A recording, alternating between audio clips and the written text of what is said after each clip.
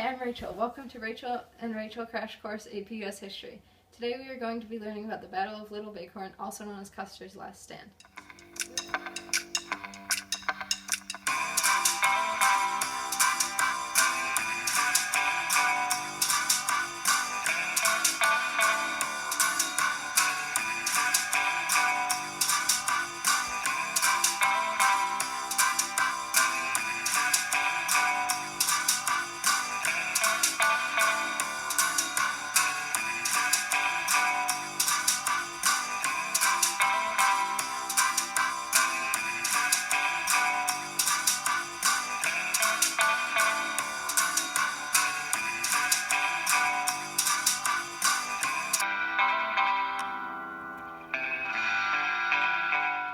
We will be discussing some fun facts and some hard facts, from Comanche the Lone Survivor to the multiple nicknames for Custer and Sitting Bull.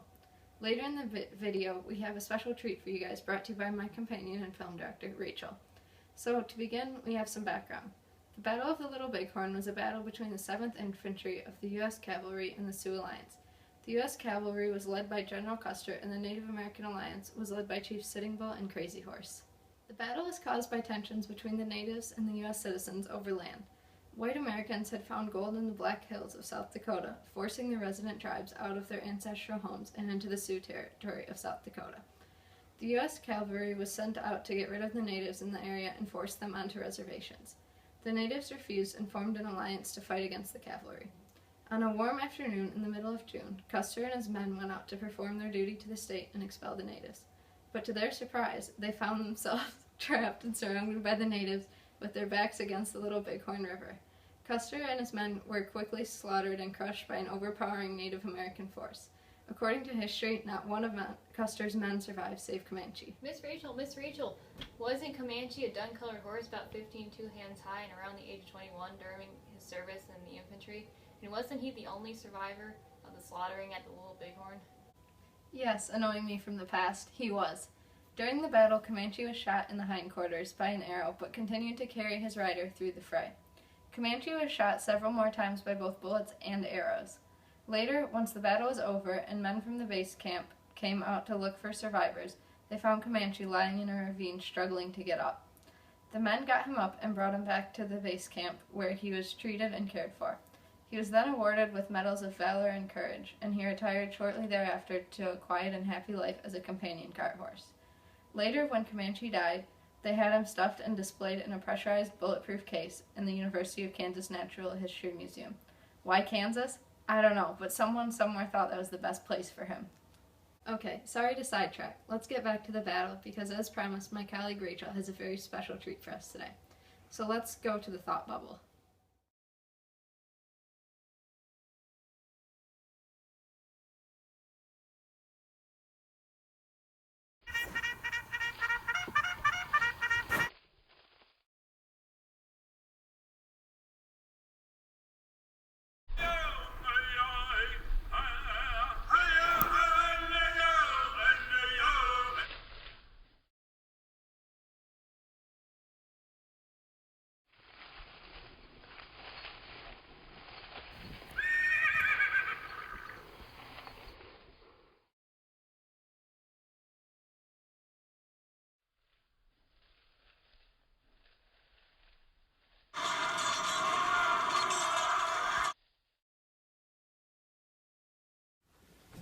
Okay, we're back. I hope you enjoyed our little video segment. Now we will be getting into details of the battle. You know the background and the general layout, but now you will learn the step-by-step movement of each force. As Custer and his men rode into the valley, they felt confident in their size and impending victory. When they made it to the Sioux village on the Little Bighorn River, they found a small band of warriors waiting. Custer decided that he would not wait for the reinforcements and decided to push in and attack himself. Custer fell for the trap and split up his force into 3 groups to surround the village. What they didn't know was that inside the village there were warriors waiting for them with numbers several times larger than Custer's regiment. Custer sent 2 troops under the direction of Captain Frederick Benteen and Major Marcus Reno. Benteen's troops were sent ahead to cut off the warriors' escape path. Reno's troops were sent to the rear to chase the natives towards awaiting Custer and Benteen. Custer did not take terrain into consideration while planning out the areas of attack. On the north and south sides of the village, where Custer planned to attack, It was hilly and full of deep ravines, not necessarily safe for horses.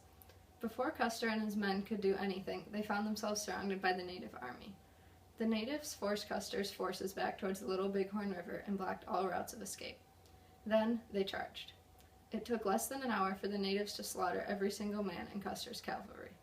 Then the natives went back to their homes and reservations, confident they would not be bothered again. Back at the cavalry's base camp, the rest of the camp waited for Custer's return. When he did not return, they all went out in the late afternoon and looked for them. When they arrived at the battlefield, they found all the men and the majority of horses dead or stolen by the natives. All were dead save one horse, and that was Comanche. Is it time for the mystery document? Oh, it is! Okay, so let's roll on over here and see if we can figure this one out. Better not be a hard one today, Rachel. I don't feel like being zapped.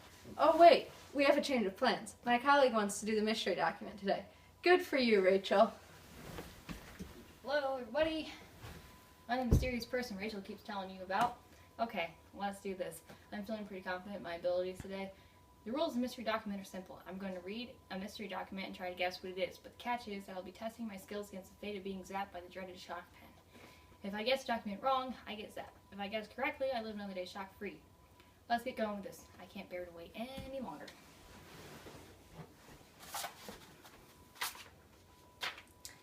One. The horse known as Comanche being the only living representative of the bloody tragedy of the Little Bighorn, June 25th, 1876, his kind treatment and comfort shall be the matter of special pride and solicitude on the part of every member of the 7th Cavalry to the end that his life be preserved to the utmost limit.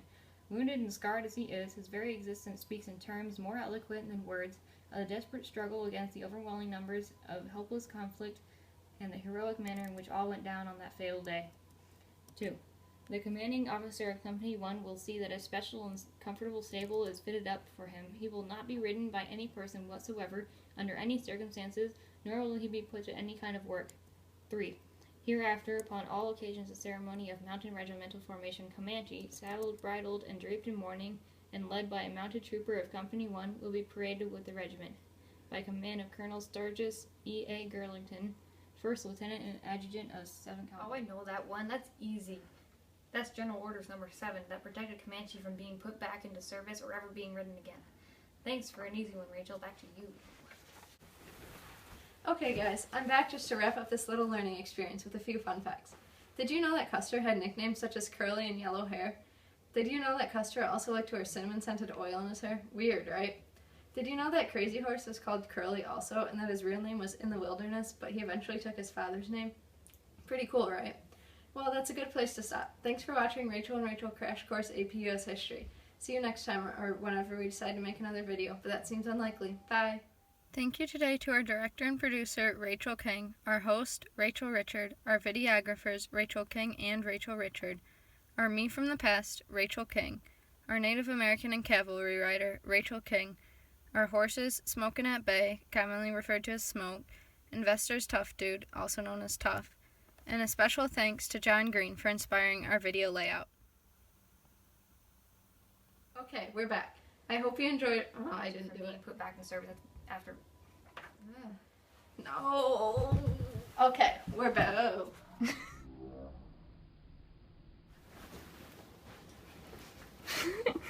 Slaughtering of the Battle of Little Bighorn. Guys, I'm back.